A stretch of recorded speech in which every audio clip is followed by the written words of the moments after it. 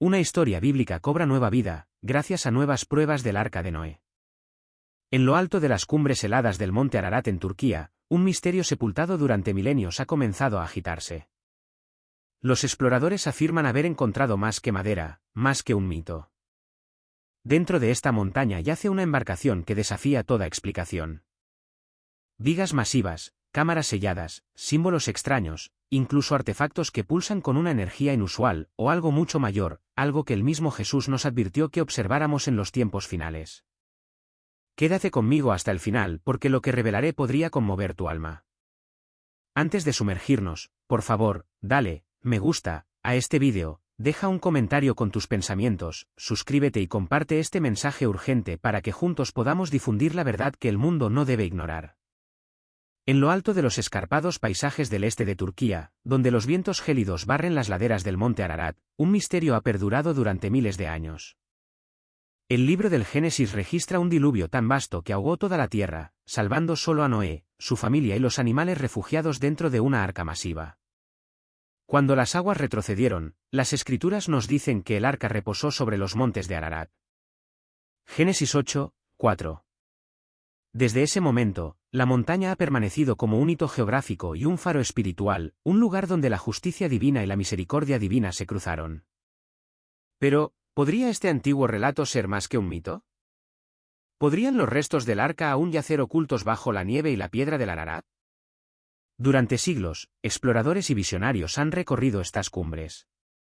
En el siglo XIX, viajeros europeos afirmaron haber visto vigas de madera que sobresalían del hielo. A finales del siglo XX, el controvertido investigador Ron Wyatt atrajo la atención mundial hacia una formación con forma de barco conocida como el sitio de Urupnar. Las autoridades turcas, reconociendo su significado cultural y religioso, declararon la zona Parque Nacional, una decisión que tanto protegió el sitio como encendió la curiosidad mundial. Desde entonces, el Ararat se ha convertido en un imán, atrayendo a científicos, periodistas, creyentes y escépticos por igual, cada uno esperando descubrir la verdad debajo de la leyenda. ¿Por qué esta montaña cautiva a tantos? Fotografías aéreas revelan un contorno sorprendente, de 538 pies de largo, grabado en la tierra, parecido al esqueleto de un barco colosal. Las muestras de suelo dentro de la formación contienen 3 veces más materia orgánica que el terreno circundante, como si algo que alguna vez tuvo vida se hubiera descompuesto allí. Los escaneos de radar sugieren cámaras simétricas y capas similares a cubiertas, características demasiado precisas para ser explicadas fácilmente por la geología natural. Estas anomalías podrían señalar la posibilidad de que el arca no fue tragada por el tiempo. Sin embargo, con cada descubrimiento surge la controversia. Algunos geólogos insisten en que la formación de Urupnar es simplemente una peculiaridad de flujos de lodo y erosión. Otros argumentan que la evidencia es demasiado convincente para ser descartada. Los creyentes ven en el Ararat la mano de Dios preservando un testimonio para los días finales. Los escépticos ven solo una coincidencia moldeada por la naturaleza, y así el debate se recrudece, ciencia contra fe. Jesús mismo advirtió sobre tales días en Mateo 12 y 37.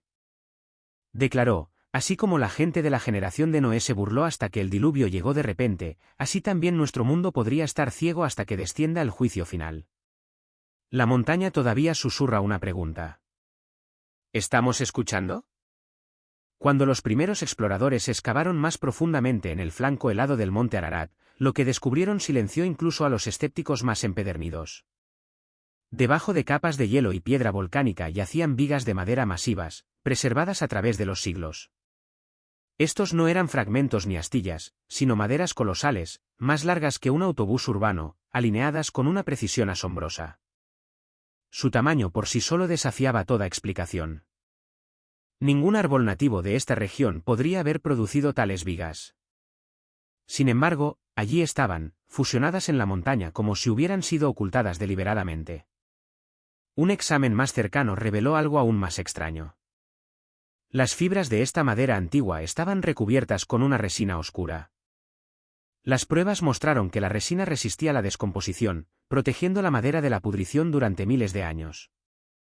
Los creyentes inmediatamente trazaron el paralelo con Génesis 6 y 14, donde Dios instruyó a Noé que cubriera el arca por dentro y por fuera con brea. Esa brea era más que impermeabilización. Simbolizaba la expiación, una cobertura contra el juicio. La misma sustancia que preservó el arca de Noé ahora parecía resonar a través de la resina preservada en las vigas del Ararat. A medida que la excavación se ampliaba, una sección del suelo se derrumbó, revelando impresiones fosilizadas grabadas profundamente en las tablas. No eran marcas aleatorias de la naturaleza, sino contornos distintos, huellas de pezuñas, marcas de garras, arañazos endurecidos por el tiempo. Los científicos discutieron sobre su origen, pero para muchos, parecían las huellas de criaturas selladas en su interior, un testimonio silencioso de que esto era más que geología, de que seres vivos se habían apiñado una vez en sus cámaras. Se recuperaron plumas, fragmentos de cañas tejidas e incluso huesos que no pertenecían a especies nativas de Turquía, sino a criaturas de continentes distantes. Una mandíbula se parecía a la de un antílope africano. Plumas pigmentadas coincidían con aves de Asia. ¿Cómo podrían aparecer tales restos aquí, a miles de millas de sus tierras de origen? A menos que, por supuesto, una embarcación los transportara. Vasijas de barro, agrietadas y ennegrecidas por la edad, yacían esparcidas en los huecos. Algunas aún conservaban residuos de betún, el mismo material descrito en relatos antiguos de un diluvio. Era como si el arca hubiera sido congelada a mitad de viaje, sepultada antes de que su recuerdo pudiera desvanecerse. La embarcación descrita en las escrituras no era solo una alegoría grabada en un texto sagrado. Sus marcas, su carga, su diseño parecían aflorar aquí en piedra y resina. Sin embargo, los descubrimientos conllevaban un recordatorio escalofriante. Si bien el arca preservó a Noé y su familia, también se erigió como una línea divisoria entre la vida y la muerte. Para los de adentro, seguridad. Para los de afuera, destrucción. Jesús comparó la venida del Hijo del Hombre con los días de Noé. La gente comía, bebía, se casaba, sin darse cuenta hasta que el diluvio los arrastró. Estas vigas, estas marcas fosilizadas, eran más que artefactos. Eran advertencias grabadas en la historia. Nos recuerdan que el juicio divino llega rápidamente, y la salvación debe ser aceptada antes de que la puerta se cierre. Los escépticos afirman que estos patrones son meras ilusiones geológicas, coincidencias moldeadas por la erosión. Pero, ¿cuántas coincidencias deben acumularse antes de que la propia duda comience a temblar? Las vigas, la resina, las marcas de garras, los huesos extranjeros, todo cuenta una historia más antigua que la memoria, una historia que la escritura ya ha preservado. Y ahora, mientras los exploradores se adentran más en las cámaras selladas del Ararat, la pregunta se agudiza. ¿Qué más espera en la oscuridad, intacto durante milenios? No apartes la vista, la próxima revelación podría cambiar todo lo que creíamos saber sobre Noé, el diluvio y los días en que vivimos ahora. Mientras los exploradores excavaban más profundamente en la montaña, tropezaron con algo mucho más complejo que una cáscara hueca de maderas. El radar de penetración terrestre reveló un laberinto escondido en lo profundo de la formación. Los escaneos iluminaron los monitores con patrones simétricos, líneas paralelas, ángulos rectos definidos y huecos dispuestos como cubiertas dentro de un barco. No era el caos tallado por flujos de lodo, sino orden, cámaras construidas con intención deliberada. Una cámara destacaba sobre las demás, más grande, protegida por densas capas de piedra volcánica. Resistió cada sonda. Era como si alguien, hace mucho tiempo, la hubiera sellado con un propósito. Los instrumentos lucharon por penetrar, devolviendo solo contornos borrosos y picos erráticos en las lecturas. El mensaje era claro. Esta cámara no fue simplemente olvidada por el tiempo. Había sido ocultada. Cuando finalmente se abrió un compartimento más pequeño, los descubrimientos se volvieron más extraños. Las paredes conservaban residuos de betún, vetas oscuras adheridas a la madera, la misma impermeabilización descrita en Génesis. Entre el polvo yacían fragmentos de cañas tejidas y trozos de vasijas de barro endurecido. Para asombro del equipo, entre estas reliquias había trozos de pergamino tan frágiles que se disolvían casi al tacto. Sin embargo, escaneos de alta resolución capturaron destellos fugaces antes de que desaparecieran. Las inscripciones se parecían a la escritura semítica antigua, palabras grabadas con tinta desvanecida. No era un mito. Era un testimonio. Los pergaminos insinuaban que el arca no era meramente una embarcación de escape, sino también un registro, un testigo dejado para futuras generaciones. Estos fragmentos sugerían que el diluvio era recordado no solo como catástrofe, sino como pacto, la promesa de Dios grabada en una escritura frágil. Nunca más las aguas destruirían toda carne, aunque el juicio un día regresaría por fuego.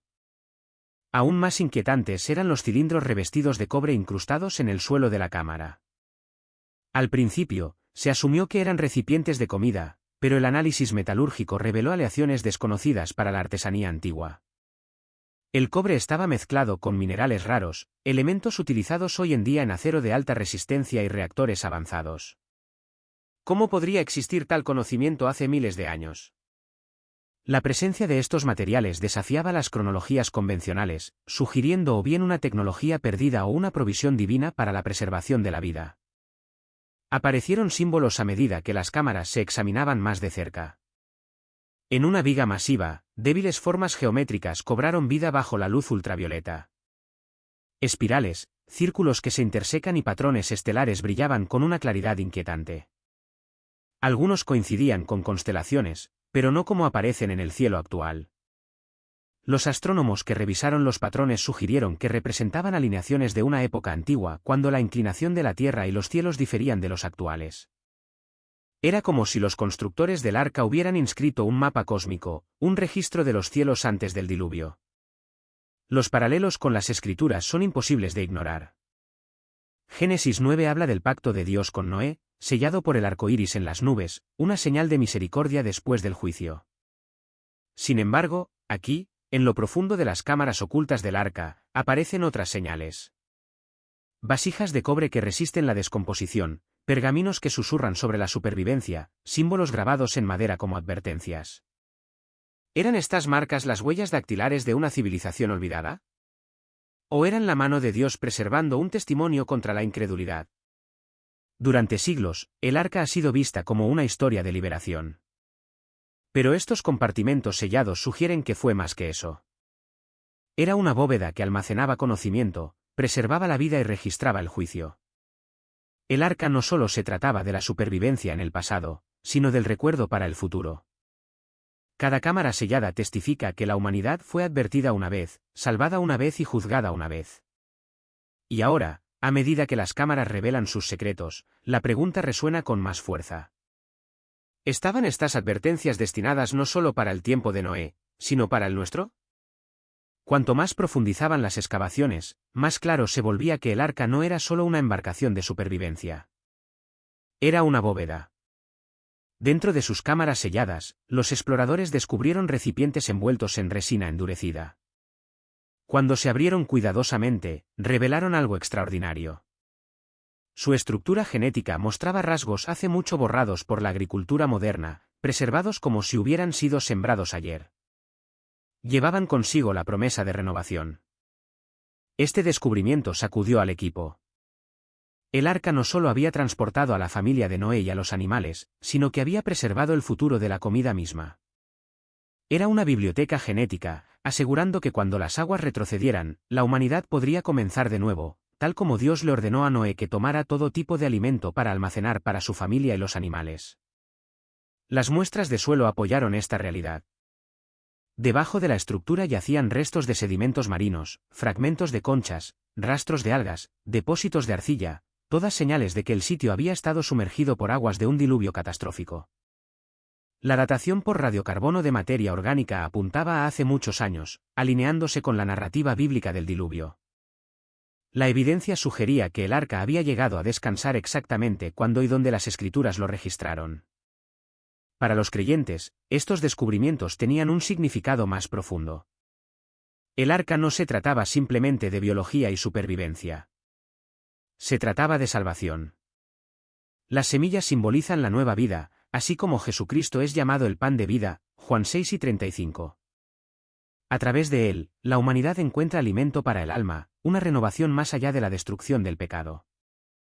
El arca preservó el futuro físico de la humanidad, pero Cristo preserva el futuro eterno de cada creyente. Sin embargo, junto a esta imagen esperanzadora había un recordatorio escalofriante. La preservación de semillas y alimentos por parte del arca existió porque el resto del mundo había sido arrastrado. La renovación fue posible solo porque el juicio ya había caído. Lo que había dentro del arca era vida. Entrar en el arca en los días de Noé era entrar en la seguridad. Entrar en Cristo hoy es entrar en la vida eterna. Los escépticos pueden argumentar que las semillas podrían haberse conservado por medios naturales, pero la magnitud y pureza de lo descubierto van más allá de la coincidencia. Susurra un diseño. Apunta a la mano de Dios, preparando no solo para Noé, sino para generaciones aún no nacidas. El arca se erige como bóveda y profecía. Nos muestra que Dios provee, Dios preserva y Dios advierte.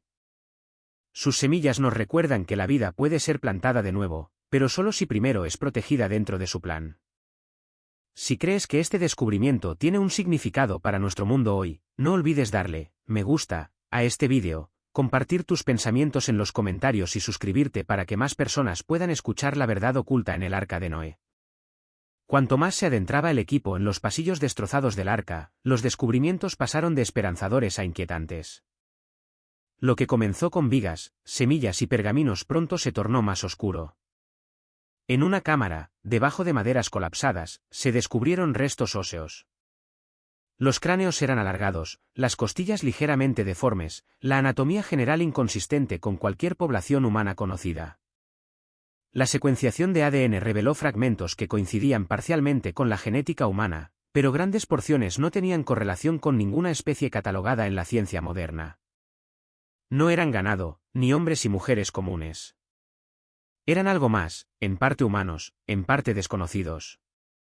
Algunos de los huesos tenían aleaciones de cobre fusionadas en ellos, como si sus cuerpos hubieran sido alterados o reforzados con materiales extraños.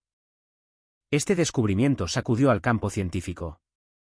¿Eran estos pasajeros junto a la familia de Noé? ¿O eran experimentos, seres llevados al arca, pero nunca registrados en el relato bíblico? Cerca de allí, el equipo descubrió fragmentos de tablillas chamuscadas por el fuego. Las inscripciones no coincidían con la escritura cuneiforme mesopotámica ni con la sumeria.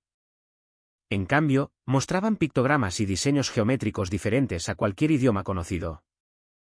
Las traducciones eran fragmentarias, pero se descifró lo suficiente como para sugerir una narrativa escalofriante, ciclos de catástrofe.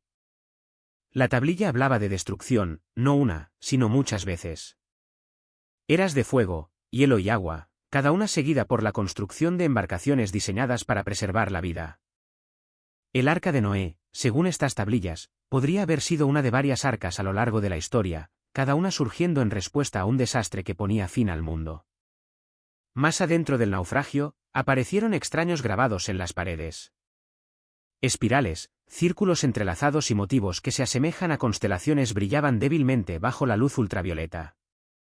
Estos patrones no guardaban ninguna semejanza con arañazos aleatorios. Parecían ser mapas estelares, pero no de los cielos que vemos hoy. Los astrónomos que examinaron las imágenes notaron alineaciones consistentes con los cielos, como podrían haber aparecido miles de años antes de la astronomía registrada. Quienquiera que los inscribió estaba marcando la posición de los cielos antes del diluvio, un registro cósmico tallado en madera y sellado durante milenios. La inquietante pregunta persiste: ¿cuál era el verdadero propósito de estas inscripciones? ¿Eran advertencias dejadas para futuras generaciones, o eran conocimiento codificado perteneciente a una civilización borrada por el diluvio? La escritura nos recuerda que los días antes del diluvio estuvieron marcados por la corrupción, la violencia y la mezcla de lo que no debería haber sido. Génesis 6 habla de los hijos de Dios y los Nefilim, seres cuya presencia trajo el caos al mundo. ¿Podrían los huesos descubiertos dentro del arca insinuar esta misma corrupción? ¿Podrían representar un fragmento de la rebelión de la humanidad, preservado sin intención o encarcelado deliberadamente dentro del mismo recipiente destinado a salvar? El arca, antes considerada solo como un santuario, ahora parecía contener sombras además de salvación, vida y muerte, pacto y corrupción, lado a lado en sus cámaras de madera. Cada descubrimiento profundizaba el misterio, sugiriendo que el diluvio no solo se trataba de supervivencia, sino también de juicio sobre algo mucho más oscuro que el pecado humano solo. Más allá de las cámaras de semillas, pergaminos y restos óseos, los exploradores encontraron un descubrimiento que eclipsó a todos los demás. Escondida detrás de paredes fusionadas con piedra volcánica yacía una cámara diferente a cualquier otra que hubieran visto. Los instrumentos fallaron al acercarse. Las brújulas giraban sin control. Las señales de radio se disolvían en estática, y las luces parpadeaban como si el mismo aire pulsara con energía. En el centro se alzaba un cofre cristalino, de forma rectangular, pero resplandeciente como si estuviera vivo. Su superficie reflejaba un brillo azulado, metálico y translúcido a la vez. Tocarlo estaba prohibido, pero incluso la proximidad hacía que los contadores Geiger se dispararan. Los magnetómetros registraban aumentos de energía lo suficientemente fuertes como para desordenar discos duros. Esto no era un artefacto de madera o arcilla. Radiaba poder. Cuando el radar de penetración terrestre escaneó su núcleo, los resultados desafiaron la lógica.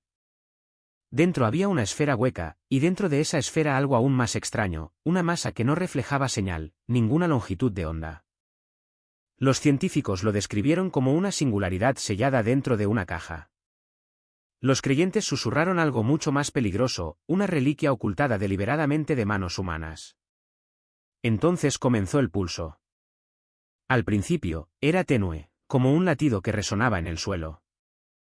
Los instrumentos confirmaron su frecuencia, un número específico de hercios, la misma resonancia de la propia Tierra. El arca no estaba en silencio. Estaba sincronizada con la creación. El ritmo se hizo más fuerte, haciendo vibrar herramientas, vibrando en los huesos de los exploradores. Y entonces los símbolos comenzaron a brillar en la superficie del cofre, espirales, círculos que se intersecan, las mismas marcas grabadas en otras partes del arca. Solo que ahora estaban vivos, moviéndose en patrones, cambiando como un lenguaje hablado. El equipo se dio cuenta de que esto no era una reliquia del recuerdo. Era comunicación. El pánico se extendió mientras los instrumentos fallaban uno tras otro. Los satélites sobre el Ararat registraron perturbaciones ionosféricas. Los monitores sísmicos detectaron temblores que irradiaban desde la montaña. Era como si el cofre estuviera despertando.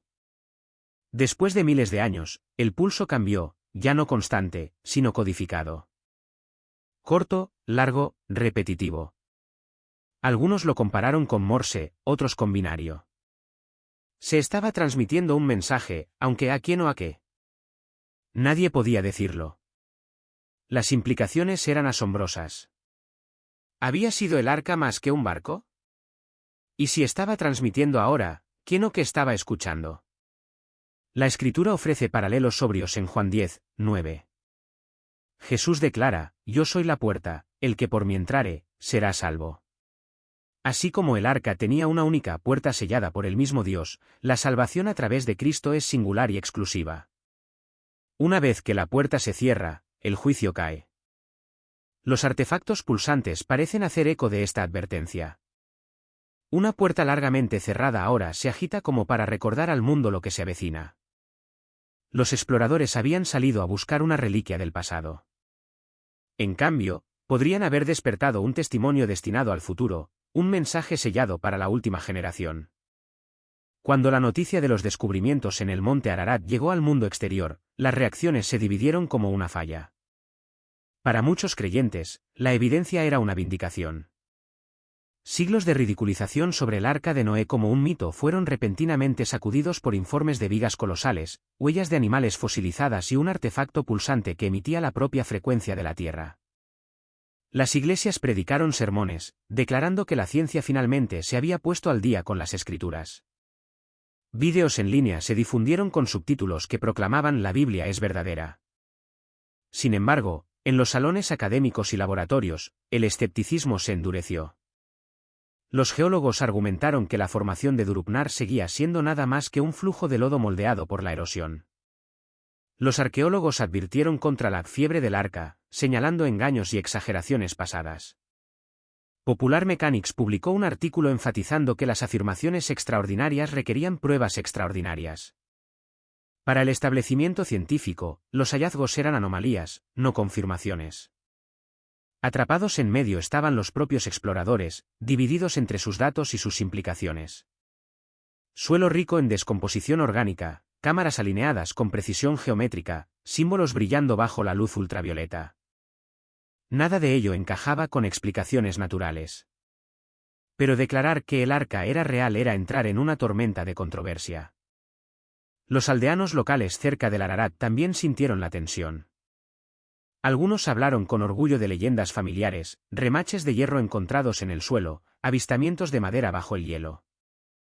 Otros resintieron la repentina avalancha de turistas que pisoteaban sus tranquilos valles. Pero debajo del ruido, una pregunta se hizo más fuerte. ¿Y si los descubrimientos fueran ciertos? ¿Y si el diluvio no fuera un mito, sino historia cifrada? ¿Y si la advertencia de Jesús, como en los días de Noé, así será en la venida del Hijo del Hombre, Mateo 12:37, no fuera solo una metáfora, sino una profecía que se estaba desarrollando? El choque de mundos no era solo entre ciencia y fe. Era entre comodidad y convicción, entre ignorar las señales o prestarles atención.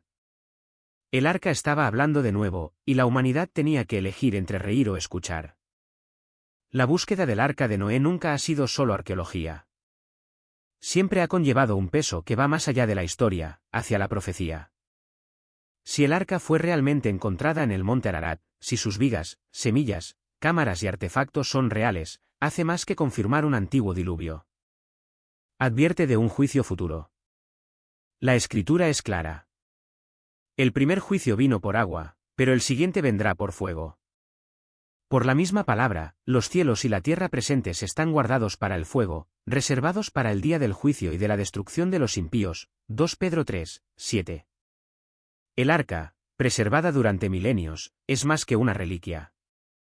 Es un símbolo. Señala lo que ya ha sucedido y lo que está por venir.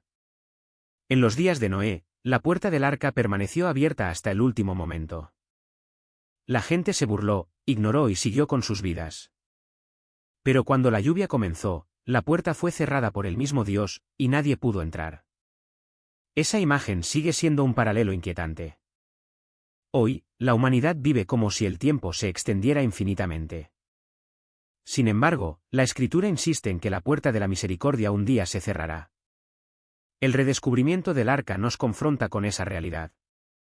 La salvación siempre ha estado disponible, pero no estará disponible para siempre. El artefacto brillante enterrado dentro del arca parece casi un espejo de esta verdad. Un pulso, un código, un recordatorio de que la historia no es aleatoria, sino guiada. Quizás no sea un accidente que resuene con el latido de la propia tierra. Es como si la creación todavía recordara el día en que las aguas cubrieron cada montaña y el arca se convirtió en el único refugio de la humanidad. Esa resonancia puede estar diciéndonos que el reloj está marcando de nuevo. Nuestra era está marcada por la agitación, la turbulencia política, el colapso moral y los desastres ambientales que hacen eco de los dolores de parto descritos en Mateo 24 y Lucas 21. Sea o no que el artefacto dentro del arca esté transmitiendo el mensaje de la profecía, el testimonio final del arca no es sobre maderas o símbolos, sino sobre la elección. Noé eligió obedecer y su familia vivió. Hoy, cada persona se enfrenta a la misma decisión, entrar en la seguridad que Dios ha provisto, o quedarse fuera cuando estalle la tormenta. El redescubrimiento del arca no es el final de la historia. Es el recordatorio de que la historia aún se está desarrollando, y el capítulo final aún no ha sido escrito. Si este mensaje te conmovió, por favor, dale me gusta a este vídeo, comparte tus pensamientos en los comentarios y suscríbete para más contenido.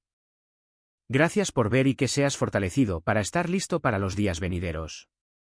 La teoría de David Allen de Al sobre el lugar de descanso final del arca de Noé difiere significativamente del relato tradicional de que está en el monte Ararat. Según de Al, el arca aterrizó en una montaña conocida como Masu o Mesa, situada a 17 millas al sur del monte Ararat. Él basa esta creencia en el análisis lingüístico y textos antiguos como la epopeya de Gilgamesh.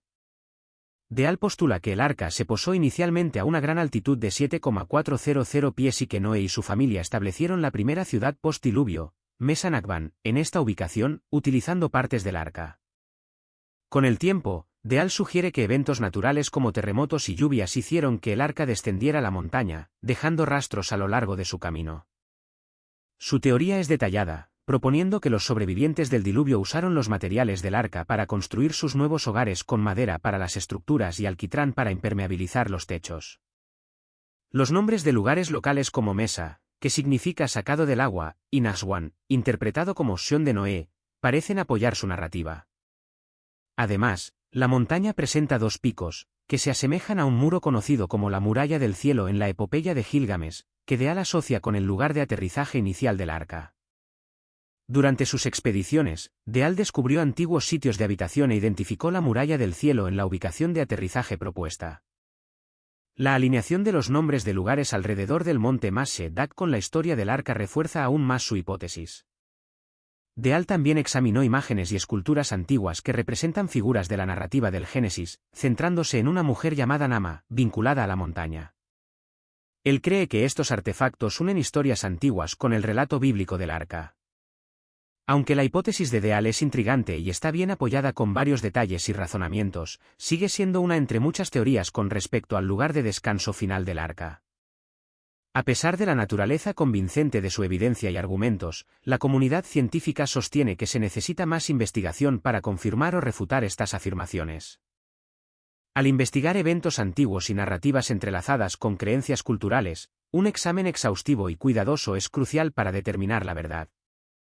La montaña Mesa susurra secretos, prometiendo desvelar una historia largamente perdida en el tiempo. Se encuentran cosas misteriosas en el arca de Noé. Los científicos son plenamente conscientes de que no hay evidencia geológica de que una inundación de tal magnitud pudiera haber transportado un barco de este tamaño mucho más allá del océano moderno, excepto por el poder del mito. Sin embargo, los informes de hierro artificial dieron esperanzas de un descubrimiento legítimo. Después de 9 años de reconocimiento y despliegue de todo el equipo de detección remota disponible, todo lo que los científicos tenían que hacer era esperar a que los turcos excavaran la estructura. Su reticencia a hacerlo los hizo sospechar, y su entusiasmo por la exploración comenzó a decaer. Su primer paso lógico fue empezar de cero y solicitar la confirmación de la unión de hierro. ¿Es realmente hecha por el hombre? Quédate hasta el final para conocer los detalles. La roca de ancla de Kazán es una roca volcánica purerítica de grano fino en la que los cristales de fenocristal consisten en aproximadamente un 6% de titanio y óxido de hierro. La composición de esta roca de ancla es inusual porque carece de los minerales ricos en magnesio que se encuentran en otras rocas. Se cree que el marco de hierro está compuesto por granos de limonita, algunos de los cuales son consistentes en tamaño y forma con cristales de ilmenita magnetita en las rocas de ancla del arca y la perita volcánica cercana. Rocas volcánicas similares a las rocas de ancla de andesita se encuentran en la zona alrededor del monte Ararat. La casi completa ausencia de rocas volcánicas en Mesopotamia, donde se cree que se construyó el arca de Noé, descarta razonablemente la posibilidad de que las piedras de ancla fueran transportadas a Kazán por el arca de Noé. Debido al gran peso de estas piedras, es difícil transportar una masa así. Muestras similares recuperadas por científicos de áreas que otros creían que eran listones de madera, tablones y vigas de suelo eran también un adoquín, y no mostraron evidencia de madera petrificada. En el campo, se dice que los soportes de hierro tienen la apariencia de piezas elementales de hierro metálico negro. Sin embargo, la superficie negra brillante es característica del óxido de hierro hidratado. Este mineral está ligado en estructura a partículas negras. Así, los investigadores podrían asumir que habían encontrado hierro oxidado. Al otro lado del área del deslizamiento, hay una capa de cimentación portante encima de un acantilado vertical. Las capas superiores e inferiores de esta capa resistente tienen patrones de erosión y vegetación similares a las capas superiores e inferiores de la capa exterior resistente del arca. Estas características consistentes sugieren que las rocas que componen el arca son las mismas que las de la ladera lejana. Por lo tanto, si se pudiera probar tal correlación, habría más evidencia de apoyo de que la estructura del arca no fue hecha por el hombre. Las piedras de ancla han sido identificadas. ¿Alguna vez te has preguntado cómo es la puerta de la legendaria arca? Se la conoce como la Puerta de la Salvación. En el centro del impresionante e inspirador diseño del arca había una única puerta, estratégicamente colocada, probablemente a un lado.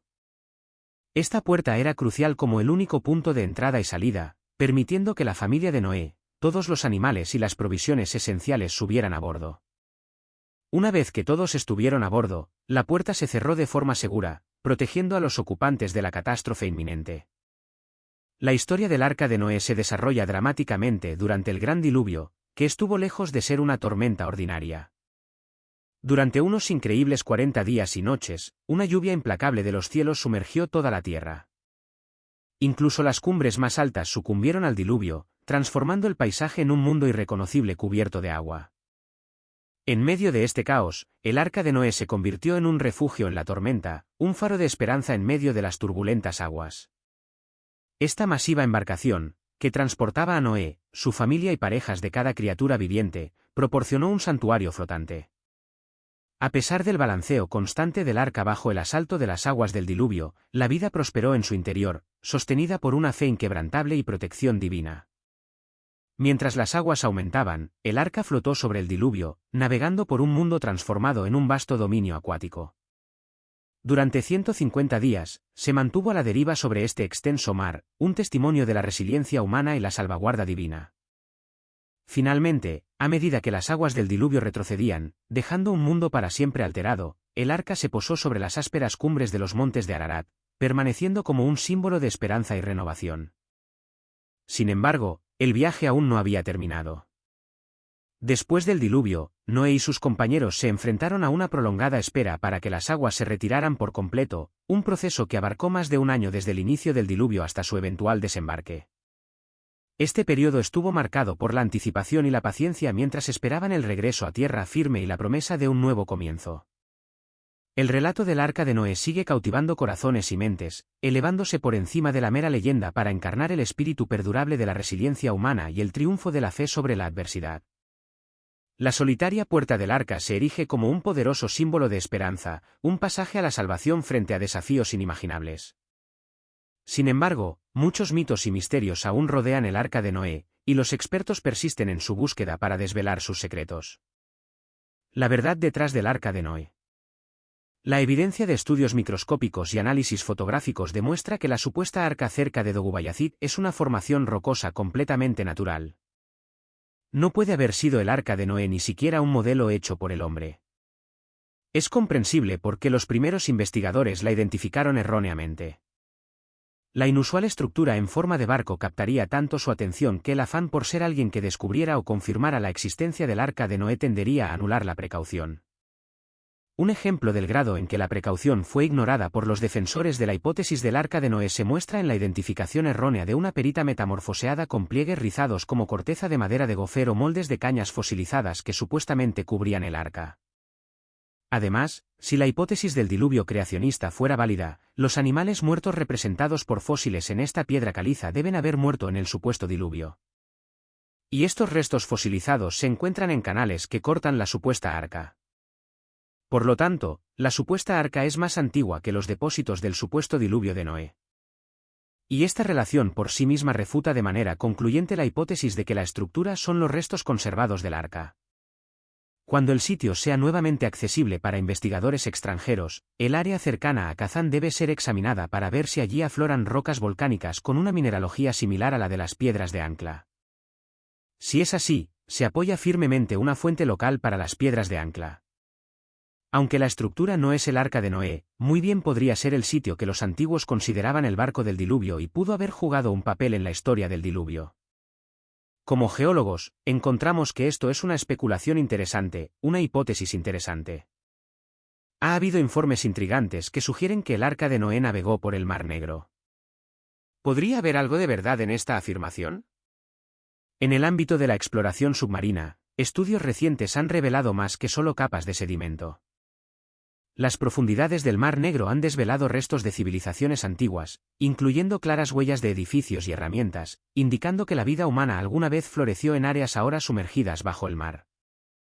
Este descubrimiento ha cautivado a historiadores, arqueólogos y teólogos por igual, reavivando el interés en la conexión de la región con la historia antigua. Estos estudiosos van más allá de simplemente comparar historias antiguas con evidencia geológica. Hábilmente entrelazan las narrativas que vinculan los asentamientos sumergidos en el Mar Negro con una posible importancia histórica. En particular, los montes Zagros, que abarcan el oeste de Irán, el este de Irak y el sur de Turquía, han surgido como contendientes creíbles para el lugar de descanso final del arca. A diferencia del monte Ararat, que tiene un origen volcánico posterior al diluvio bíblico, los geólogos sugieren que los montes Zagros son candidatos más plausibles. Estas montañas están situadas más cerca de Mesopotamia, donde se dice que la familia de Noé se estableció después del diluvio, según Génesis 10 y 11. Además, sus picos exceden la altura especificada de 15 kilómetros, otorgando credibilidad a su idoneidad como posibles lugares de aterrizaje. Podría ser que el viaje del arca incluyera un paso por el Mar Negro, lo que finalmente llevó a un lugar de descanso final en los Montes Zagros. Esta posibilidad sigue alimentando debates académicos y exploraciones futuras. 10 versículos bíblicos clave sobre la salvación. Romanos 6 y 23. Porque la paga del pecado es muerte, mas la dádiva de Dios es vida eterna en Cristo Jesús Señor nuestro. Aquellos que se entregan al pecado morirán tanto física como eternamente, mientras que los cristianos tienen asegurada la vida eterna. Pagar implica que el castigo por el pecado es lo que uno ha ganado y lo que uno merece. Dádiva es lo opuesto a algo que uno merece, lo que encaja con el énfasis anterior de Pablo en la justificación solo por gracia a través de la fe, confiando en Cristo para la justificación. Véase Romanos 3 y 21 a 4 y 25. Filipenses 2, 12-13. Por tanto, amados míos, como siempre habéis obedecido, no solo en mi presencia, sino mucho más ahora en mi ausencia, ocupaos en vuestra salvación con temor y temblor, porque Dios es el que en vosotros produce así el querer como el hacer, por su buena voluntad. Los filipenses han obedecido, cf. La obediencia de Cristo en Filipenses 2, 8, en el pasado y deben seguir haciéndolo mientras se ocupan en su salvación con temor y temblor. No pueden contentarse con glorias pasadas, sino que necesitan demostrar su fe día a día mientras nutren su relación con Dios. Pero aunque la justicia de Dios es motivo de una vida sobria, temor y temblor, no es como si Pablo quisiera que los filipenses estuvieran ansiosos de no poder ser nunca lo suficientemente buenos para merecer el favor de Dios. Más bien, es el amor de Dios y su gracia capacitadora lo que los hará perseverar. Porque Dios es el que en vosotros produce. Pueden regocijarse en la presencia empoderadora de Dios incluso mientras trabajan arduamente en vivir vidas cristianas responsables. Si bien Filipenses 2, 12-13 puede parecer sugerir la salvación por obras, está claro que Pablo rechaza tal enseñanza, cf. Filipenses 3, 2-11. En Filipenses 2 y 12, Pablo se refiere a la salvación en términos de llegar a experimentar progresivamente todos los aspectos y bendiciones de la salvación. La obediencia continua de los filipenses es una parte inherente de ocuparse en su salvación en este sentido. Pero como demuestra Filipenses 2 y 13, estas obras son el resultado de la obra de Dios dentro de su pueblo, así el querer como el hacer, por su buena voluntad. Incluso el deseo de querer hacer lo bueno viene de Dios. Pero también obra en el creyente para generar elecciones reales del bien para que los deseos resulten en acciones. Juan 14, 6. Jesús le dijo: Yo soy el camino, y la verdad, y la vida, nadie viene al Padre, sino por mí. Jesús, como el único camino al Padre, cumple los símbolos y enseñanzas del Antiguo Testamento que muestran la exclusividad del reclamo de Dios, como se veía en el Antiguo Testamento con la cortina que prohibía el acceso a la presencia de Dios a todos excepto al sumo sacerdote levítico, Levítico 16, el rechazo de las invenciones humanas como medios para acercarse a Dios, Levítico 10, 2, y la elección de Aarón solo para representar a Israel ante Dios en su santuario, Números 17, 5. Jesús es el único camino a Dios, Hechos 4 y 12, y solo Él puede proporcionar acceso a Dios. Jesús como la verdad cumple la enseñanza del Antiguo Testamento, Juan 1 y 17, y revela al Dios verdadero, véase Juan 1, 14-17, Juan 5 y 33, Juan 6 y 37, también Juan 8 y 40, 45-46, Juan 14, 9.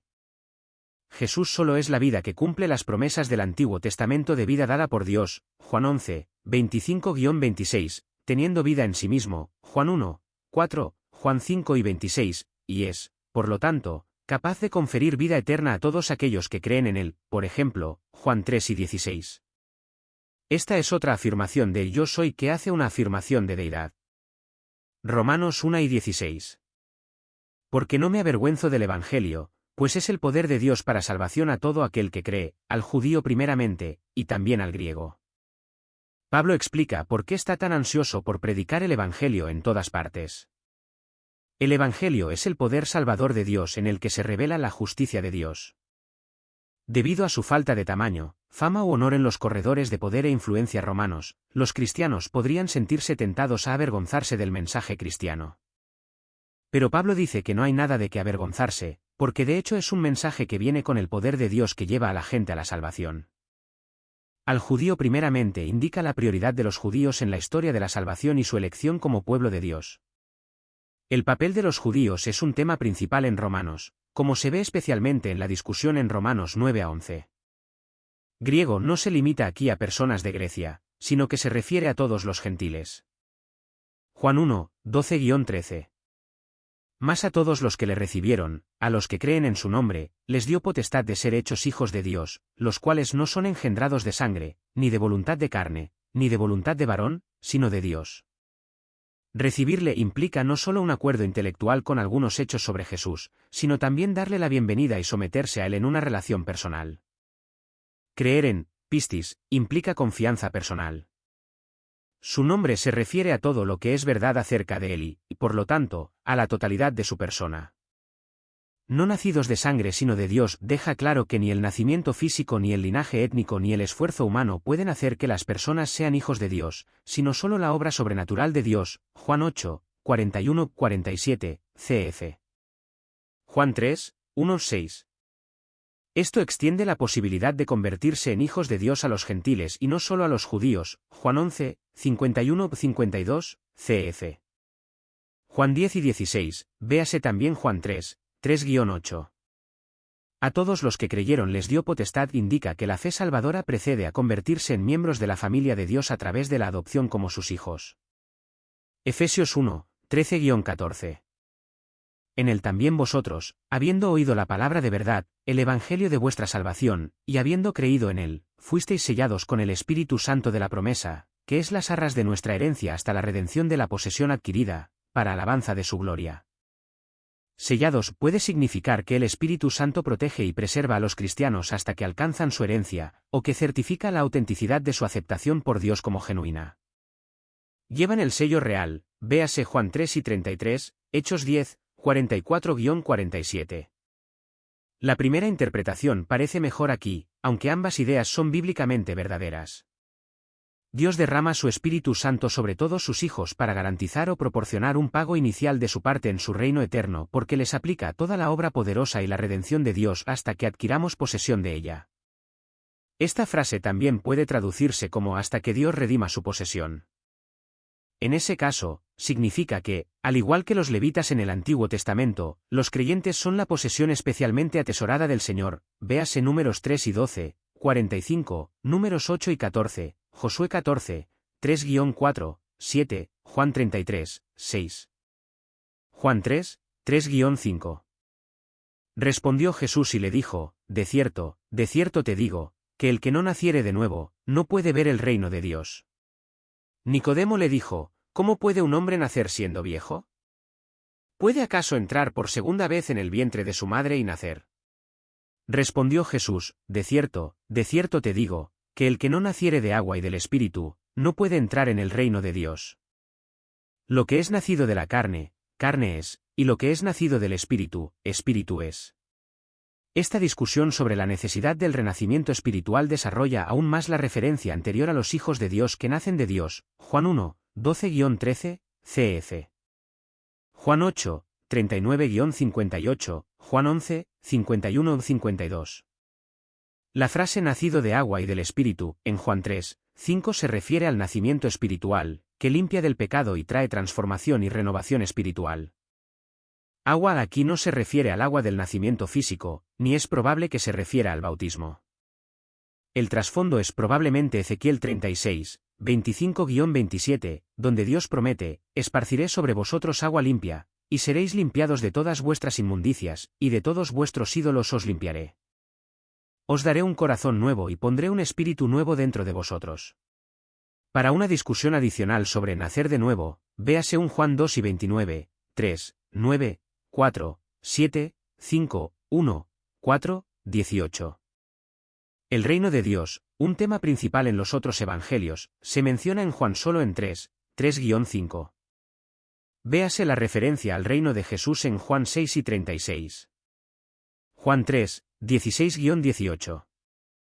Porque de tal manera amó Dios al mundo, que ha dado a su Hijo unigénito, para que todo aquel que en él cree, no se pierda, mas tenga vida eterna. Porque no envió Dios a su Hijo al mundo para condenar al mundo, sino para que el mundo sea salvo por él. El que en él cree, no es condenado, pero el que no cree, ya ha sido condenado, porque no ha creído en el nombre del unigénito Hijo de Dios. Aquí está el resumen más famoso del Evangelio en toda la Biblia. Porque conecta con el versículo 15 y explica lo que sucedió para hacer posible que alguien pueda tener vida eterna, Juan 3 y 15, es decir, creyendo en Cristo.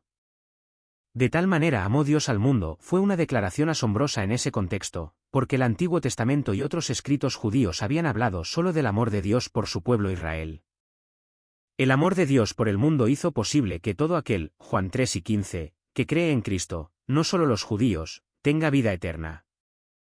El amor de Dios por el mundo no fue un mero sentimiento, sino que llevó a una acción específica, dio a su Hijo unigénito, lo cual Juan explica en otras partes como enviarlo a la tierra como hombre, Juan 3 y 17, para sufrir y morir y así soportar la pena por los pecados.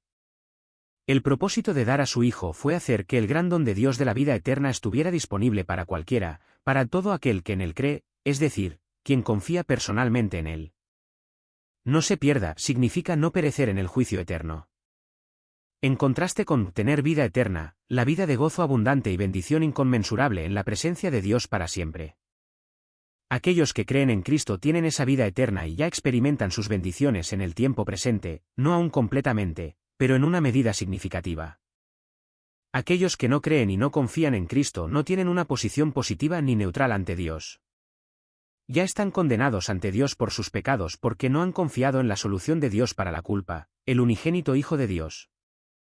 Este versículo también refuta la afirmación de que una persona sincera que sigue cualquier religión puede tener vida eterna con Dios, véase Juan 14, 6, Hechos 4 y 12, Romanos 10, 13-17, 1 Timoteo 2, 5-6, en cuanto a los creyentes del Antiguo Testamento que esperaban a Cristo, véase Juan 8 y 56, Romanos 4, 1-24, Hebreos 11, 13-26. Tito 2 y 14. Porque la gracia de Dios se ha manifestado para salvación a todos los hombres, enseñándonos que, renunciando a la impiedad y a los deseos mundanos, vivamos en este siglo sobria, justa y piadosamente, aguardando la esperanza bienaventurada y la manifestación gloriosa de nuestro gran Dios y Salvador Jesucristo, quien se dio a sí mismo por nosotros para redimirnos de toda iniquidad y purificar para sí un pueblo propio, celoso de buenas obras. Leer más. Los cristianos deben vivir de esta manera porque la gracia de Dios que salva también instruye a sus receptores a vivir de una nueva manera. Uno no puede afirmar verdaderamente ser un receptor de la gracia salvadora sin ser también un alumno de la gracia que instruye. Este cambio en el estilo de vida está arraigado en la expiación, Tito 2 y 14, y la expectativa del regreso de Cristo, Tito 2 y 13. Para salvación a todos los hombres a veces se malinterpreta como que todas las personas serán salvas. Sin embargo, tal lectura no es necesaria aquí y contradice rotundamente otras escrituras. Significa, más bien, que la salvación ha sido ofrecida a todas las personas, incluyendo todos los grupos étnicos, no solo a algunos. La gracia salvadora enseña a sus receptores a decir no al pecado y sí a la piedad. En este siglo enfatiza que esta piedad debe ser vivida aquí y ahora. También establece la referencia al futuro regreso de Cristo, Tito 2 y 13. Fijar la mente en la verdad del regreso de Cristo impulsa a una persona a la santidad, véase 1 Juan 3, 2-3. Nuestra esperanza bienaventurada significa la segunda venida de Cristo, a la que Pablo llama la manifestación gloriosa de nuestro gran Dios y Salvador Jesucristo.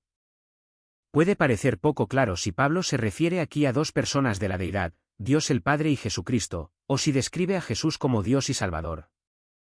La gramática griega, sin embargo, se refleja bien en esta traducción e indica que Jesús está siendo identificado como nuestro gran Dios y Salvador, cf. Juan 1, 1, Tito 2 y 13, 2 Pedro 1, 1, etc. Pablo ancla su llamado a la piedad en el hecho de que uno de los propósitos de la muerte de Jesús fue santificar a su pueblo. Abandonar la piedad es despreciar el sacrificio de Cristo. Pablo lo basa en el Antiguo Testamento con la frase para redimirnos de toda iniquidad, que en griego se parece mucho a la Septuaginta de Salmos 130, 8. Un pueblo propio traduce una frase inusual, laos periousios, con ecos intencionales del Antiguo Testamento, Éxodo 19, 5, Malaquías 3 y 17. Tiene el sentido de posesión preciada y atesorada. Este pueblo debe ser celoso de buenas obras. Así, nuevamente, la redención está ligada específicamente a vivir de una manera piadosa. No hay lugar para afirmar ser redimido sin proporcionar evidencia de transformación práctica, véase Santiago 2, 14-26. 1 Tesalonicenses 5, 9-10. Porque no nos ha puesto Dios para ira, sino para alcanzar salvación por medio de nuestro Señor Jesucristo, quien murió por nosotros para que ya sea que velemos o que durmamos, vivamos juntamente con Él. Porque conecta este versículo con 1 Tesalonicenses 5, 6 en general o la exhortación específica en 1 Tesalonicenses 5, 8 de ponernos el yelmo de la esperanza. Pablo reafirma lo que dijo en 1 Tesalonicenses 5, 4. Los tesalonicenses no tienen nada de qué preocuparse porque están destinados no para ira, sino para salvación en la segunda venida. Despiertos alude a la preocupación de los cristianos vivos con respecto a su destino en el día del Señor, 1 Tesalonicenses 5 y 11. Mientras que dormidos alude al destino de los cristianos fallecidos, 1 Tesalonicenses 4, 13-18. En la segunda venida, los cristianos experimentarán una nueva calidad de vida en compañía de Cristo. ¿Es la salvación solo por fe o por fe más obras? Esta es quizás la pregunta más importante en toda la teología cristiana. Esta pregunta fue la causa de la Reforma, la división entre el protestantismo y el catolicismo. Esta pregunta es una diferencia clave entre el cristianismo bíblico y la mayoría de los cultos. ¿Es la salvación a través de la fe sola o a través de la fe más las obras humanas? Dicho de otra manera, ¿soy salvo confiando en Jesús o tengo que creer en Jesús y además hacer ciertas cosas? Las obras que se añaden a la fe y que se consideran necesarias para la salvación difieren en varios círculos religiosos. Muchos grupos señalan el bautismo en agua como una obra que debe añadirse a la fe para la salvación. Si no estás bautizado, no estás salvo. Algunos van incluso más lejos, debes ser bautizado por el ministro correcto usando el método correcto, diciendo las palabras correctas. Otros sugieren diferentes ritos a observar para ser salvos. Pero la fórmula es siempre, fe más _____________. La salvación es a través de la fe más recibir la misa, fe más ir a confesión, fe más diezmar, etc. Muchos pasajes de la Biblia enseñan que la salvación es solo por fe, no por fe más obras. Efesios 2, 8-9, por ejemplo, está claramente redactado y es inequívoco, porque por gracia sois salvos por medio de la fe, y esto no de vosotros, pues es don de Dios. No por obras, para que nadie se gloríe. De gran importancia es la palabra gracia, que se refiere a las bendiciones de Dios sobre los inmerecedores. La idea misma de gracia niega todos los intentos de ganar la salvación. Pablo expone ese argumento al enseñar sobre la elección de Dios del remanente de Israel, y si por gracia, ya no es por obras, de otra manera la gracia ya no es gracia, Romanos 11, 6. Otros pasajes que enseñan claramente la salvación solo por fe incluyen Hechos 4 y 31, Romanos 3 y 28, 4, 5, 5, 1, Gálatas 2 y 16, 3 y 24, Efesios 1 y 13 y Filipenses 3, 9. Hay algunos pasajes bíblicos que a primera vista parecen enseñar la salvación por fe más obras. Uno de ellos es Santiago 2 y 24, que parece decir que la justificación es por fe más obras. Vosotros veis, pues, que el hombre es justificado por las obras, y no solamente por la fe. Este problema aparente se resuelve examinando el argumento completo de Santiago en su epístola. Santiago está refutando la idea de que una persona puede tener fe salvadora sin producir buenas obras, véase Santiago 2, 17-18.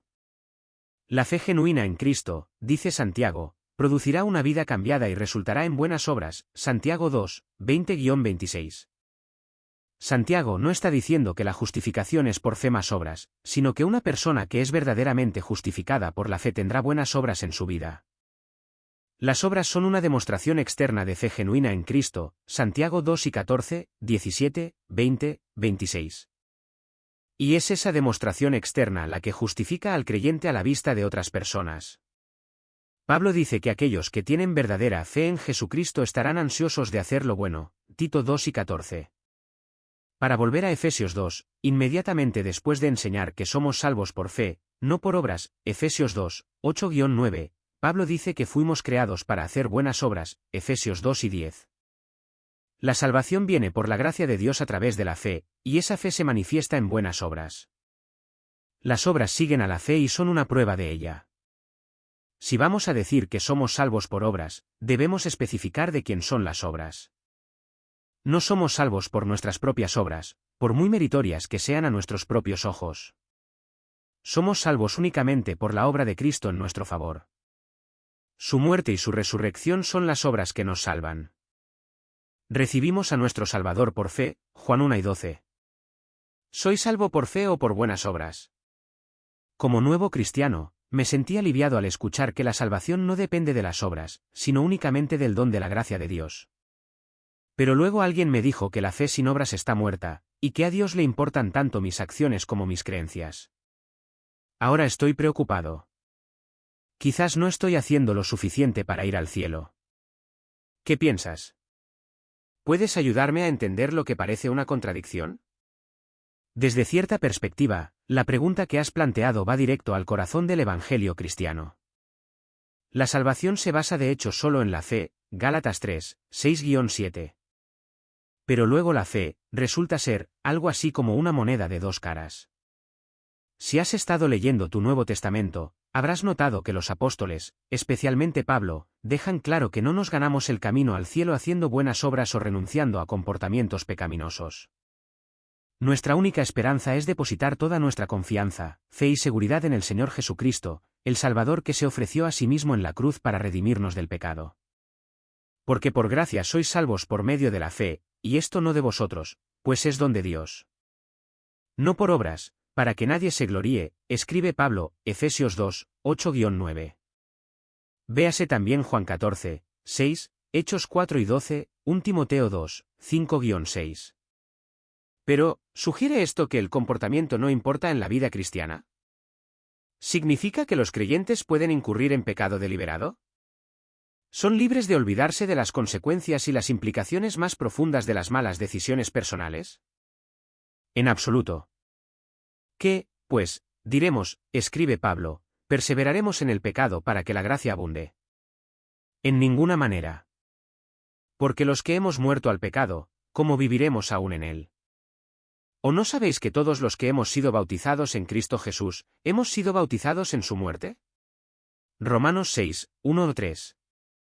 Escribiendo en la misma línea, el apóstol sigue su famosa declaración sobre la gracia y la fe citada anteriormente con esta importante afirmación, porque somos hechura suya, creados en Cristo Jesús para buenas obras, las cuales Dios preparó de antemano para que anduviésemos en ellas, Efesios 2 y 10. La fe salvadora, entonces, no es simplemente una cuestión de reconocer algo que aceptas como verdadero. Después de todo, incluso los demonios creen y tiemblan, Santiago 2 y 19. Los escritores del Nuevo Testamento están de acuerdo en que la fe es un fenómeno holístico. En otras palabras, involucra a la persona entera, cuerpo, alma y espíritu. Creer en el sentido bíblico es abrazar la verdad con la mente, el corazón y la voluntad. Esto significa que la fe genuina se expresa tanto a través de nuestras acciones, Santiago 2, 17-18, como por la declaración pública de nuestras creencias sinceras, cerca de ti está la palabra, en tu boca y en tu corazón. Esta es la palabra de fe que predicamos, que si confesares con tu boca que Jesús es el Señor, y creyeres en tu corazón que Dios le levantó de los muertos, serás salvo. Porque con el corazón se cree para justicia, pero con la boca se confiesa para salvación. Porque todo aquel que invocare el nombre del Señor, será salvo, Romanos 10, 8-13. Este concepto se ilustra a menudo con una historia extraída de las hazañas del audaz acróbata del siglo XIX, Clifford Calverley. Calverley empujó una carretilla sobre una cuerda tensa extendida sobre las cataratas del Niágara. Después de realizar esta hazaña, se dirigió a su audiencia y preguntó, «Ahora que han visto lo que puedo hacer, ¿creen que puedo hacerlo de nuevo?» «Sí», respondió la multitud. «¿Creen que puedo hacerlo con otra persona en la carretilla?», dijo Calverley. «Sí», fue la respuesta entusiasta. «Bueno, entonces», dijo Calverley, «¿quién quiere subirse?» La fe genuina del Nuevo Testamento significa subirse a la carretilla. No es solo una cuestión de quedarse al margen y decir, creo. ¿Qué significa ser salvo por gracia a través de la fe? La salvación por gracia a través de la fe no es algo difícil en el sentido de que no es una fórmula a seguir, sino más bien un milagro que creer y recibir. La salvación es la justicia de Dios obrando en nosotros cuando decimos sí a su plan. Decir sí es como demostramos la fe. Somos salvos por gracia a través de la fe. Pero también vivimos por gracia a través de la fe. La Biblia dice en Efesios 2, 8-9 que las personas son salvas por gracia a través de la fe. Pero, ¿qué significa eso realmente? Una respuesta común es que nos salvamos de ir al infierno cuando morimos. Pero la verdad es que la salvación es mucho más, al igual que la gracia por la cual la recibimos a través de la fe. La salvación es la justicia de Dios obrando en nosotros cuando decimos sí a su plan. Decir sí es como demostramos la fe. Somos salvos por gracia a través de la fe. Pero también vivimos por gracia a través de la fe. La salvación por gracia a través de la fe no es algo difícil en el sentido de que no es una fórmula a seguir, sino más bien un milagro que creer y recibir. Gracias por ver y mantente atento al próximo vídeo. Sí. Debajo del río Éufrates, hay una actividad extremadamente extraña. Aunque la Biblia lo predijo, la mayoría de la gente no creía que el tiempo de la revelación hubiera llegado. Aunque no estamos seguros del momento exacto del fin de los tiempos, anticipamos ser salvos. ¿Qué horrible misterio se esconde tras estos sonidos espeluznantes? ¿Regresará Dios para salvarnos? En este episodio, explicaremos más información. Dale me gusta, déjame un comentario y comparte este vídeo con tus amigos. Y empecemos. El sonido espeluznante en el Éufrates. Recientemente, la gente local encontró accidentalmente una hilera de cuevas en el fondo del río Éufrates. Se dice que este es el lugar donde se guardan 4 ángeles caídos. Los 4 ángeles en el río Éufrates se refiere a un incidente importante en el libro del Apocalipsis de la Biblia. Se trata del mensaje específico revelado en Apocalipsis 9, 14-15. Este mensaje describe a 4 ángeles demoníacos aprisionados cerca del río Éufrates. Estos ángeles son liberados por Dios para llevar a cabo una tarea crucial, trayendo su juicio al mundo. Esta catástrofe ocurre durante la tribulación, un periodo de 7 años en el que Dios finalizará su juicio sobre el mundo incrédulo. A lo largo de la palabra de Dios, la tribulación se asocia con el día del Señor, que se refiere al tiempo en que Dios intervendrá directamente en el curso de la historia para llevar a cabo su plan. Ese día será de venganza. Será un día de dolor y angustia. Será un día de miseria y destrucción. El día será oscuro y lúgubre. El día estará nublado y oscuro. Será un día de trompetas y gritos de batalla. El tiempo de la tribulación estará marcado por una amplia gama de juicios divinos, trastornos celestiales, desastres naturales y plagas terribles.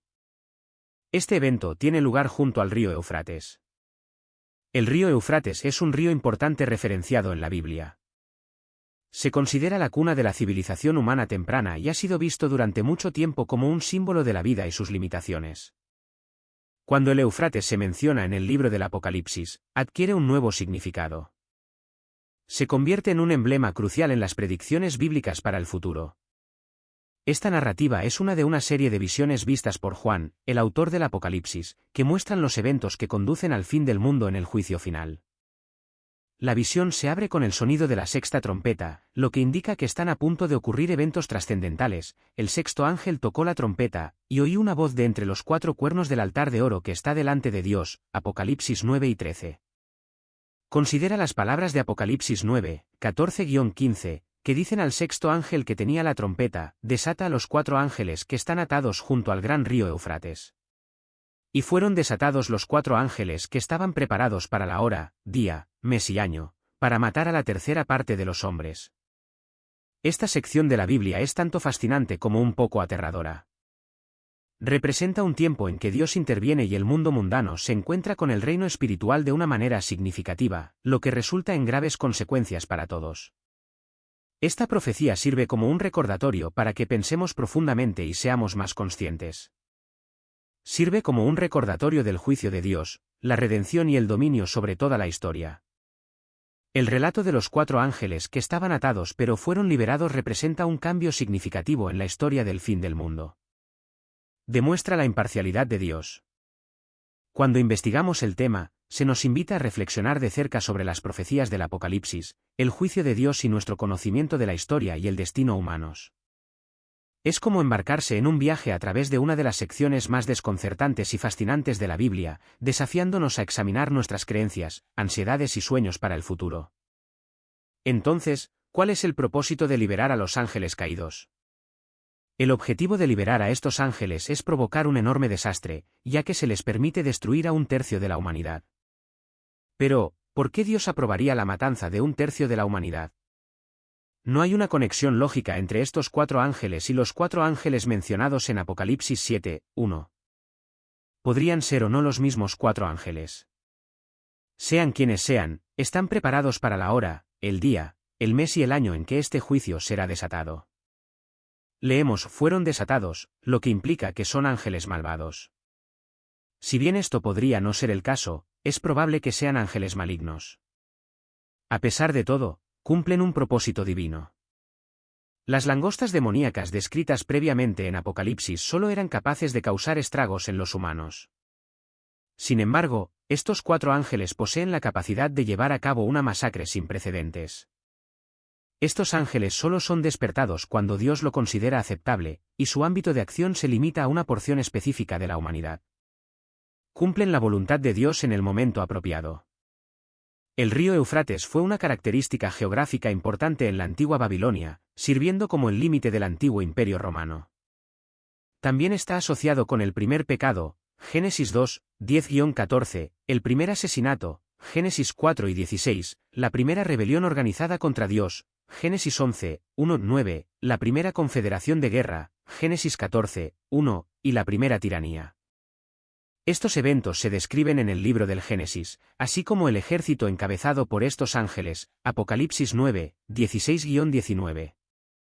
Leí que el número de los ejércitos de los jinetes era de 200 millones, Apocalipsis 9, 16-19. Y así vi en visión los caballos y a sus jinetes, los cuales tenían corazas de fuego, de jacinto y de azufre. Y las cabezas de los caballos eran como cabezas de leones, y de su boca salía fuego, humo y azufre. Por estas 3 plagas fue muerta la tercera parte de los hombres, por el fuego, el humo y el azufre que salían de la boca de ellos. Pues el poder de los caballos estaba en su boca y en sus colas, porque sus colas, semejantes a serpientes, tenían cabezas y con ellas dañaban. Leemos que el número del ejército de los jinetes era de 200 millones. ¿Es este número figurativo o literal? Es posible que el número no deba tomarse literalmente, sino que simplemente sugiere un ejército imposible de contar y que es mayor que cualquier cosa que la humanidad haya visto jamás. Estos jinetes se describen en términos extraños y grotescos, y esta es una imagen de terror extremadamente potente, que significa de caballería. ¿Habla esto de un ejército normal o sobrenatural? ¿Es una legión de soldados humanos o un ejército de hordas demoníacas? Si lo que se representa es un ejército natural de hombres, la descripción inusual puede referirse a la guerra mecanizada moderna. Es probable que Juan simplemente use el lenguaje a su disposición para representar la maquinaria moderna, razón por la cual la historia que cuenta es tan extraña y horrible. Quizás la lectura más segura sea ver esto como un ejército literal de 200 millones de efectivos, pero un ejército demoníaco invadiendo la Tierra. Esto desarrolla aún más el concepto del ejército demoníaco que se asemeja a langostas, que se introdujo anteriormente en el Apocalipsis. Y el resto de los hombres, los que no fueron muertos con estas plagas, ni aun así se arrepintieron de las obras de sus manos, para dejar de adorar a los demonios, y a las imágenes de oro, de plata, de bronce, de piedra y de madera, las cuales no pueden ver, ni oír, ni andar. Y no se arrepintieron de sus homicidios, ni de sus hechicerías, ni de su fornicación, ni de sus hurtos. Apocalipsis 9, 20-21. ¿Qué piensas sobre este tema? Deja un comentario a continuación para hacernos saber tu opinión. ¿Crees que es solo un sonido extraño? No. Además de escuchar sonidos aterradores debajo del río, hay otra historia que te dejará inmóvil por el drama. Por favor, mira el vídeo hasta el final para más detalles. La imaginación durante siglos, la montaña de oro en el legendario río Éufrates. Durante siglos, la leyenda de la montaña de oro en el fabuloso río Éufrates ha cautivado la imaginación de personas en todo el mundo. Este tesoro mítico, envuelto en misterio, ha atraído a innumerables aventureros a buscar su fortuna y descubrir la verdad detrás de su enigmático encanto. A medida que nos adentramos en los anales del tiempo, pretendemos desentrañar la veracidad de esta cautivadora leyenda, separando la realidad del mito. únete a nosotros en esta expedición mientras descubrimos los fundamentos históricos que han moldeado este relato perdurable, las antiguas pistas que han perpetuado su mística y las perspectivas contemporáneas que continúan alimentando la búsqueda de su elusiva existencia. Al embarcarnos en este viaje, debemos abordar la leyenda con una mirada crítica, ansiosos por descubrir la realidad oculta bajo las capas de mito y fantasía. Para realmente comprender la enormidad de la leyenda, primero debemos entender sus raíces y significado cultural. La mitología de la montaña de oro en el río Éufrates tiene sus raíces en la literatura antigua, incluyendo el Corán y la Biblia. El río Éufrates es retratado en el Corán como poseedor de recursos de oro, mientras que la Biblia lo identifica como una fuente de piedras preciosas y oro. Estas referencias han encendido la imaginación tanto de creyentes como de cazadores de tesoros, infundiendo una esencia espiritual y mítica a la leyenda.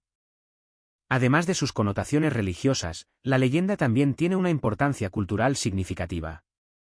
Civilizaciones que prosperaron a lo largo del río Éufrates, como los sumerios, babilonios y asirios, atribuyeron un gran valor al oro, simbolizando poder, riqueza y prosperidad. Esta fascinación por el oro resonó en todo el mundo antiguo, influyendo en sus mitos, leyendas y expresiones artísticas.